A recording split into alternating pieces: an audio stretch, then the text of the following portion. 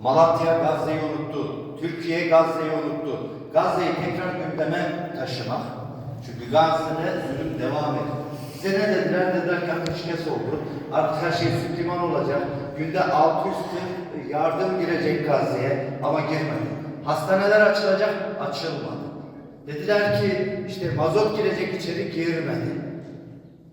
Gazze'de insanlar aç, insanlar susuz, insanlar ilaca ulaşamıyor, tedavi olamıyor. Onun için biz yola çıkıyoruz. Ve dünya Gazze'yi unuttu. Ve şu an İsrail işgal devleti ne yapıyor? Gazze'de yaptığı zulmü Batı Şeria'ya taşıyor. Batı Şeria evleri ilhak ediyor, iş yerlerine el koyuyor, zeytin ağaçlarını kesiyor, insanları öldürüyor, insanları tutukluyor ve 10.000 tane idam etmek istediği esir var Batı Şeria. Onun için biz yola çıktık, bir gündem oluşturmak, dünyayı tekrar Filistin meselesine yönlendirebilmek için bu yoldayız. Nasip olursa ayın 30'unda Avrupa'dan gelen konvoyumuz Edirne'de giriş yapacak.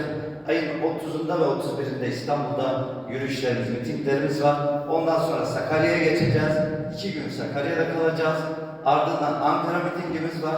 Ardından Adana mitingimiz var. Konya mitingimiz var. Sonra Adana, Antep, Urfa, Gaziantep, Mardin ve Silopi'den inşallah Kuzey Irak'a geçeceğiz. Irak merkezi yönetiminden Ürdün'e geçeceğiz. Eğer Ürdün'den izinlerimizi alabilirsek, Allah nasip ederse Ürdün'den de Batı Şeria'ya geçeceğiz. Ve yanımızdaki insani yardımı ve götürdüğümüz bazı araçlar var, ambulans gibi bazı araçlarımız var. Onları teslim edeceğiz. Ve aynı zamanda inşallah bugün nasıl burada sabah namazı kıldıysam Rabbim bize nasip etsin inşallah. Mescid-i Aksa'da da sabah namazı kılmayı Rabbim bize nasip etsin inşallah. O kapıyı zorlayıp açmayı Rabbim bize nasip etsin inşallah.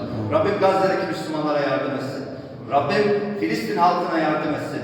Rabbim hocamın dediği gibi ahirette bize Filistin meselesini sormasın inşallah. O çocuklar bizden şikayetçi olmaz inşallah. Allah hepinizden razı olsun. Bu sabah vakti gelmişsiniz. Duanızı eksik etmeyin. İnşallah hayırla gider, hayırla geliriz inşallah. Allah hepinizden razı olsun.